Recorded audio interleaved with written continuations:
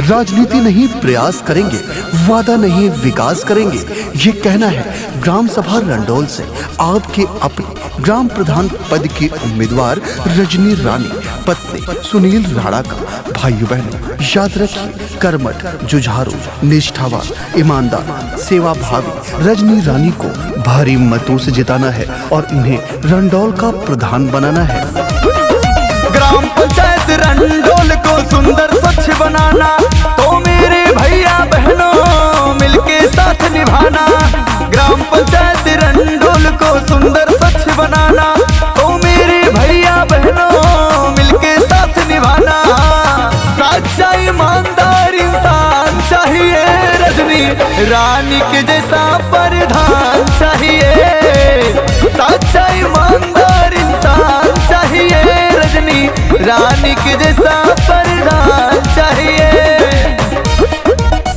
रजनी रानी जी आपकी ग्राम सभा में आरसीसी रोड बनवाएंगे, शौचालय बनवाएंगे, हर गरीब निर्धन को आवास दिलवाएंगे, हैंडपंप की व्यवस्था कराएंगे, बिजली की व्यवस्था कराएंगे, बच्चों के खेलने के लिए पार्क की व्यवस्था कराएंगे। तो याद रखिए, इन सब बातों पर खरा उतर कर दिखाएंगे। रजनी रानी जी ग्राम पंचायत रंडोल को चमकाएंगे। इन्हें भारी मतों से जिताइए, सुनील राणा के हाथों को मजबूत बनाइए। हर घर को पक्का रास्ता नल ही बनवाएंगी, फ्री वाईफाई पूरे गांव में लगवाएंगी।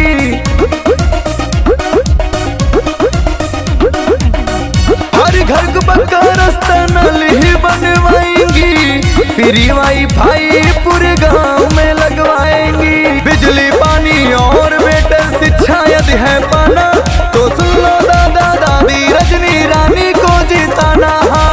माई बहन से मतदान चाहिए, रजनी रानी के जैसा प्रधान चाहिए।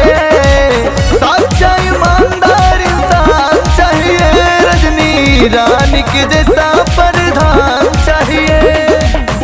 आपकी अपनी प्रत्याशी, सुबह शाम आपके काम आने वाली, दिन रात आपके कंधे से कंधा मिलाकर चलने वाली रजनी रानी जी को भारी मतों से जिताना है। इन्हें अपना ग्राम प्रधान बनाकर रंडोल को चमकाना है।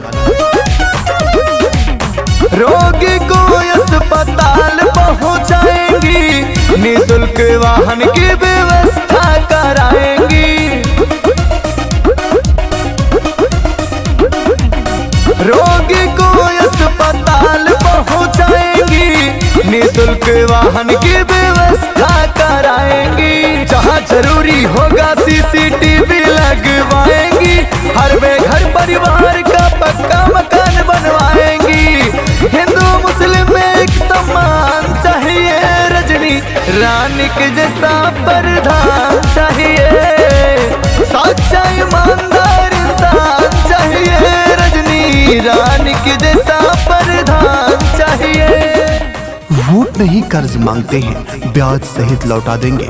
जहां आपका बहे पसीना, अपना लहू बहा देंगे। ये वादा है आपके अपने ग्राम पंचायत रंडोल से ग्राम प्रधान पद की उम्मीदवार रजनी रानी का। रजनी रानी को भारी मतों से जिताइए, सुनील राणा के हाथों को मजबूत बनाइए। ग्राम संसद की व्यवस्था हो जाएगी, जहां लोगों की हर समस्या सुनी जाएगी। ग्राम संसद की व्यवस्था हो जाएगी, जहां लोगों की हर समस्या सुनी जाए। विधवा विकलांग वृद्धा पेंशन दिलवाएंगी, हर महीना राशन तेल बंटवाएंगी। अंकित तिवारी नया नाम चाहिए, रजनी रानी के जैसा प्रधान चाहिए। सच्चा ईमानदार इंसान चाहिए, रजनी रानी के जैसा प्रधान चाहिए।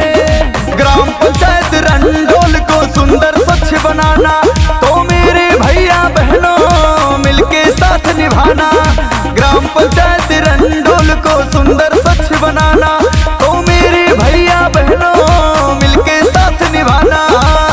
सच्चा ईमानदार इंसान चाहिए, रजनी रानी के जैसा